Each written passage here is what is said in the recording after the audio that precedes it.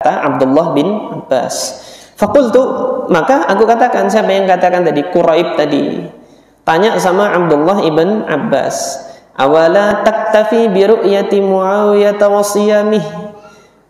Tidakkah engkau mencukupkan untuk menggunakan ru'yahnya Muawiyah dan puasanya Muawiyah? Gitu. Artinya apakah kita di Madinah ini, tidakkah kita mencukupkan ru'yahnya Muawiyah hingga kita mengikuti ru'yah hilal yang dilihat oleh penduduk Syam? Nah, kalau sampai pada keterangan ini, maka ini kemungkinannya Muawiyah sudah jadi khalifah. Karena Muawiyah sudah punya kuasa sama Madinah. Sementara di masanya Ali bin Abi Thalib masih menjadi khalifah, Muawiyah kekuasaannya, kewenangannya baru sampai wilayah Syam saja. Kalau sudah sampai Madinah berarti Muawiyah sudah menjadi khalifah. Ini perkiraan kapan hadis ini terjadi. Faqala, kita lanjutkan hadisnya. Abdullah bin Abbas mengatakan apa? Faqala la, kita enggak pakai ru'yahnya Muawiyah. Padahal Muawiyah khalifah pada saat itu. Tapi kita pakai ru'yahnya yang terlihat di Madinah ini gitu.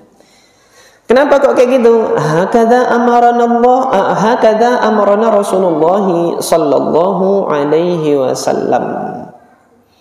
Demikianlah Rasulullah sallallahu alaihi wasallam memerintahkan kita. Apa perintah Nabi?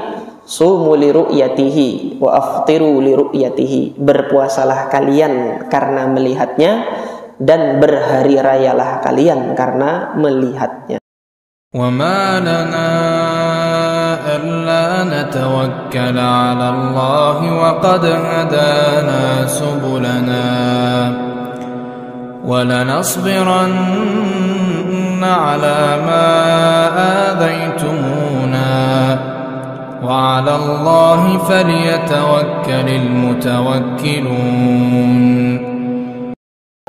Pada malam hari ini insyaallah kembali kita melakukan tafaqquh fiddin.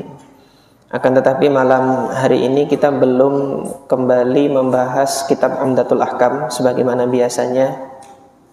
Hal ini mengingat ada permasalahan yang saya nilai lebih penting untuk diberikan penjelasannya, dan kemudian bagaimana kita bersikap terhadap permasalahan ini. Karena dalam beberapa hari terakhir ini dan semenjak pemerintah menetapkan hilal Zulhijjah itu tidak nampak di hari Rabu, akhirnya pemerintah melalui Kementerian Agama menetapkan bahwasanya bulan Zulqa'dah itu diistikmalkan menjadi 30 hari, sehingga hari Kamis kemarin itu masih tanggal 30 Zulqa'dah. Dan kemudian tanggal 1 Zulhijjah ditetapkan jatuh pada hari Jumat. Jika demikian, maka tanggal 9-nya untuk melakukan puasa Arafah itu nanti jatuh di tanggal 9 hari Sabtu. Dan hari raya Idul Adha itu jatuh di tanggal 10 Juli. Bertepatan dengan 10 Zulhijjahnya, yaitu 10 Juli 2022. Nah, hal ini kemudian menimbulkan kebingungan di sebagian kaum muslimin ketika kaum muslimin mendapati ternyata di Mekkah sana jamaah haji yang melakukan ibadahnya oleh pemerintah Saudi Arabia, pemerintah setempat, di sana hilal sudah terlihat di hari Rabu kemarin. Ketika hilal sudah terlihat di hari Rabu, maka tanggal 1 Zulhijjahnya di Mekah itu sudah jatuh pada hari Kamis, sehingga hari Arafahnya nanti jatuh pada tanggal 8 Juli 2022, yaitu pas hari Jumat, dan itu adalah haji akbar. Alhamdulillah, ini anugerah Allah untuk jemaah haji tahun ini, mereka melakukan haji akbar di mana hari Jumatnya di mana hari Arafahnya bertepatan dengan hari Jumat. dan di hari Sabtu mereka melakukan ibadah Idul Adha. Nah, Idul Adha untuk jamaah haji di sana yaitu melakukan 3 ritual, yaitu melontar jumrah Aqabah, kemudian menyembelih hadyu, dan melakukan tawaf ifadah di hari ke-10 Zulhijjah yang bertepatan jatuh pada 9 Zulhijjah waktu Saudi oleh pemerintah Saudi. Nah, yang demikian ini menimbulkan kebingungan di sebagian kaum muslimin, terutama yang di tanah air. Lagi mana puasa kita? Puasa Arafah kita maksudnya. Masa kita baru puasa Arafah, di sana orang wukuf Arafah sudah selesai, kita baru puasa Arafah di sini. Bingung. Kalau secara logikanya Indonesia duluan dapat matahari. Kalau Indonesia duluan dapat matahari, kenapa kok hari rayanya di Saudi duluan gitu. Akhirnya secara sepintas pemahaman-pemahaman yang seperti ini gitu kan, dugaan-dugaan yang seperti ini kemudian mengarah kepada diskredit terhadap pemerintah. Akhirnya pemerintah didiskreditkan. Ini pemerintah memusuhi Islam. Ini pemerintah tidak berpihak kepada kaum muslimin dan macam-macam. Ini sebenarnya ucapan-ucapan yang sifatnya provokatif, mengadu domba antara kaum muslimin dengan pemerintah. Nah, maka yang demikian ini mari kita sikapi dengan ilmu. Perbedaan penetapan Id hari raya itu di zaman Nabi sudah pernah ada belum? Di zaman Nabi. Kalau di zaman Nabi kita tidak punya datanya. Kenapa? Periode masa hidup Nabi, terutama masa dakwah Nabi, ada 2 periode. Periode dakwah di Mekah dan dakwah di Madinah. Pada saat periode dakwah di Mekah itu belum ada negeri Islam. Ketika negeri Islam belum ada, maka hari raya Idul Adha belum ada. Kaum muslimin tidak bisa berhari raya, boro-boro berhari raya, mau sholat 5 waktu aja sembunyi-sembunyi. Ini periode Mekah 13 tahun. Setelah selesai periode Mekah, masuk kepada periode Madinah yang ditandai dengan peristiwa hijrahnya Nabi SAW. Ada perbedaan penetapan hari raya nggak ada kalau di sini. Kita bisa pastikan nggak ada, karena negeri kaum muslimin satu-satunya adalah di Madinah. Yang mana luasnya Madinah, matlaknya hilal, tempat terbitnya hilal. Kalau dari Madinah itu cuma satu matlak saja, satu tempat terbit. Sehingga dari Madinah penjuru manapun, Madinah paling pojok, paling tengah sampai paling akhir, hilal kalau terlihat ya terlihat di situ.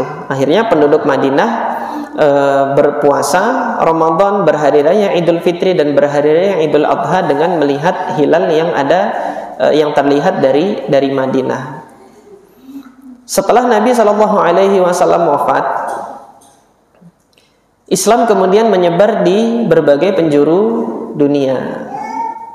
Allah anugerahkan bagi kaum muslimin Fathul Iraq. Irak itu dibebaskan. Kemudian Syam itu dibebaskan, Mesir dibebaskan.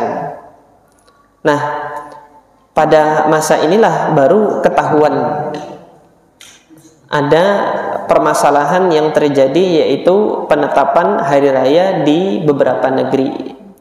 Nah, di sini datanya ini kita dapatkan dalam satu riwayat yang diriwayatkan oleh Al-Imam Muslim rahimahullah. Ini pasca wafatnya Nabi SAW, ketika Islam itu sudah sampai ke Syam, Islam sampai ke Irak, Islam sampai ke Mesir dan ke berbagai penjuru dunia pada saat itu. Al-Imam Muslim rahimahullah meriwayatkan dari Quraib ibn Abi Muslim maula Abdullah ibni Abbas radhiyallahu anhuma. Quraib ini kan dikatakan maula itu mantan budak gitu loh. Mantan budaknya Abdullah bin Abbas. Nah, pada saat ini dia masih jadi budaknya keluarga Abbas ibn Abdul Muttalib. Suatu ketika Quraib maula Abdullah bin Abbas ini diutus oleh ibundanya Abdullah ibn Abbas, namanya Ummul Fadl bintul Harith al-Hilaliyah. Diutus untuk satu keperluan. anna Ummul Fadl bintal Harith ba'athathu ila Muawiyah bisyam. Ummul Fadl ketika itu mengutus Quraib untuk menemui Muawiyah di Syam. Nah, saya belum dapat keterangan yang lebih jelas pada saat ini Muawiyah itu sudah jadi khalifah atau dia masih gubernur. Kalau dia masih gubernur, maka ini pemerintahannya Utsman bin Affan. Kalau dia sudah jadi khalifah, maka ini pemerintahannya ya pemerintahan Muawiyah. Pada saat itu sudah ada dualisme kekhilafahan setelah Utsman bin Affan loh ya. Orang-orang Syam itu dipimpin oleh Muawiyah sebagai khalifah. Dan selain negeri Syam itu dipimpin oleh Ali ibn Abi Thalib sebagai khalifah. Jadi ada 2 khalifah pada saat itu. Sudah ada 2 khalifah. Nah hari ini kalau ada yang teriak-teriak harus 1 khalifah seluruh dunia, itu ajaran bohong. Artinya semenjak saat itu khalifah sudah ada 2 gitu loh. Kalau kemudian mengharuskan 2 khalifah, mengharuskan 1 khalifah untuk umat muslim seluruh dunia, maka apa pendapatnya tentang dualisme kekhilafahan? Apakah semua penduduk Syam pada saat itu berdosa karena tidak berbaiat kepada Ali bin Abi Thalib, karena masih berbaiat kepada Muawiyah bin Abi Sufyan, atau seluruh penduduk Madinah berdosa gara-gara tidak baiat kepada Muawiyah sebagai khalifah di Syam? Nah, itu yang teriak-teriak khilafah silahkan dijawab yang kayak gitu. Ini fakta sejarahnya demikian. Kita lanjut ini masalahnya ini. Maka setelah diutus kepada Muawiyah di Syam, qala faqadimtu Syam, maka Quraib Ibn Abi Muslim sampai ke Syam. Faqadaitu hajataha, maka aku menyelesaikan hajatnya Ummul Fadl tadi. Disuruh tentang pekerjaan apa itu diselesaikan. Hanya saja di sini Quraib tidak menceritakan pekerjaan yang ditugaskan kepadaku apa, karena nggak penting, nggak ada hubungannya sama agama. Di sini yang beliau riwayatkan adalah yang ada hubungannya dengan agama, yang ada fikihnya terhadap agama. Bagaimana kita memahami sunnah Nabi Shallallahu Alaihi Wasallam. Setelah selesai hajatnya di Syam, wastuhilla alayya Ramadan, nampaklah hilal. Ustuhilla alayya, hilal itu nampak terhadapku, hilal Ramadan. Wa ana bisyam, pada saat itu aku di Syam, hilal Ramadan itu sudah nampak. Fara'aitul hilal ustuhilla, fara'aitu al-hilala lailatal jumu'ah, pada saat itu aku melihat hilal Ramadan itu sudah nampak di malam Jumat, hari Kamis malam Jumat. Thumma qadimtul Madinata fi akhir syahr, kemudian di akhir bulan itu aku pergi ke Madinah. Fasa'alani Abdullah ibn Abbas radhiyallahu anhuma, sesampainya aku di Madinah, Abdullah ibnu Abbas itu bertanya kepadaku. Thumma dzakaral hilal, ketika bertanya kepadaku tentang bagaimana kamu di Syam, akhirnya beliau mengingat tentang hilal. Ketika mengingat tentang hilal, tanyalah Abdullah bin Abbas kepada Quraib yang menyaksikan hilal Ramadan itu sudah nampak di Syam hari apa? Kamis malam Jumat. Tanya Abdullah bin Abbas kepada Quraib, mata ra'aitumul hilal, kalian lihat hilal kapan? Faqultu ra'ainahu lailatal jumu'ati, kita melihatnya, kata beliau, kami melihatnya di malam Jumat. Faqala anta ra'aitahu, kamu sendiri yang melihat? Nah, Abdullah ibn Abbas di sini meng-cross check kebenaran beritanya itu. Anda sendiri yang melihat, gitu kan? Faqultu na'am, ya saya sendiri yang melihat hilal itu sudah nampak di Syam malam Jumat. Wa ra'ahun nas, dan orang-orang di Syam pada saat itu juga melihat. Bukan saya sendiri saja. Wasama Muawiyah, maka mereka pun puasa Ramadan di keesokan harinya, karena malam Jumat kelihatan, maka hari Jumat sudah puasa. Wa shoma Muawiyah, kemudian Muawiyah juga puasa. Artinya sebagai pemimpin negeri pada saat itu Muawiyah juga puasa. Faqal, maka Abdullah ibn Abbas mengatakan, lakinna ra'ainahu lailatas sabti. Kita di sini di Madinah baru melihat hilal itu malam Sabtu. Artinya malam Jumat kami belum melihat hilal. Baru kelihatan hilal itu di sini malam Sabtu. Fala nazalu nasumu hatta nukmila salasin. Maka kita pada saat itu memulai puasanya dengan menggenapkan bulan sebelumnya 30 hari. Itu menggenapkan bulan Sya'bannya 30 hari. Au narahu. Jadi kita hanya kita ini puasanya entah menggenapkan bulan sebelumnya itu 30 atau kita sudah melihatnya. Kalau kita sudah melihatnya maka bulan sebelumnya 29 gitu loh. Kalau tidak melihatnya maka kita genapkan bulannya 30. Itu yang kita lakukan, kata Abdullah bin Abbas. Faqultu, maka aku katakan, siapa yang katakan tadi? Quraib tadi. Tanya sama Abdullah ibn Abbas, awala taktafi bi ru'yati Muawiyah wa siyamih? Tidakkah engkau mencukupkan untuk menggunakan ru'yahnya Muawiyah dan puasanya Muawiyah? Gitu. Artinya apakah kita di Madinah ini, tidakkah kita mencukupkan ru'yahnya Muawiyah hingga kita mengikuti ru'yah hilal yang dilihat oleh penduduk Syam? Nah, kalau sampai pada keterangan ini, maka ini kemungkinannya Muawiyah sudah jadi khalifah. Karena Muawiyah sudah punya kuasa sama Madinah. Sementara di masanya Ali bin Abi Thalib masih menjadi khalifah, Muawiyah kekuasaannya, kewenangannya baru sampai wilayah Syam saja. Kalau sudah sampai Madinah berarti Muawiyah sudah menjadi khalifah. Ini perkiraan kapan hadis ini terjadi. Faqala, kita lanjutkan hadisnya. Abdullah bin Abbas mengatakan apa? Faqala la, kita enggak pakai ru'yahnya Muawiyah. Padahal Muawiyah khalifah pada saat itu. Tapi kita pakai ru'yahnya yang terlihat di Madinah ini gitu. Kenapa kok kayak gitu? Hakadha amarana Rasulullah sallallahu alaihi wasallam.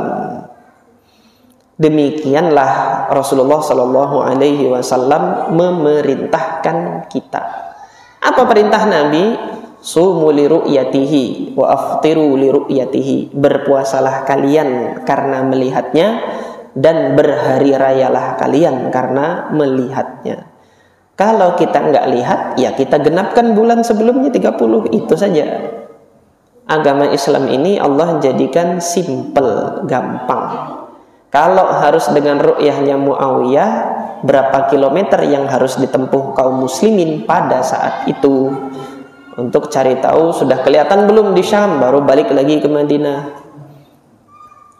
Nah, jadi berdasarkan ini, maka dahulu perbedaan penetapan hari raya itu sudah pernah terjadi di masanya Muawiyah bin Abi Sufyan ketika beliau menjadi khalifah. Hanya saja di sini semuanya bersepakat menggunakan ru'yah. Hisab belum dipakai. Nggak tahu ahli hisabnya ada nggak waktu itu. Nanti perlu keterangan lain lagi untuk menjelaskan yang demikian secara sejarahnya. Ada nggak ahli hisab di situ? Padahal kalau sudah sampai di Syam itu dahulunya kan peradabannya Romawi. Ahli matematikanya banyak Romawi.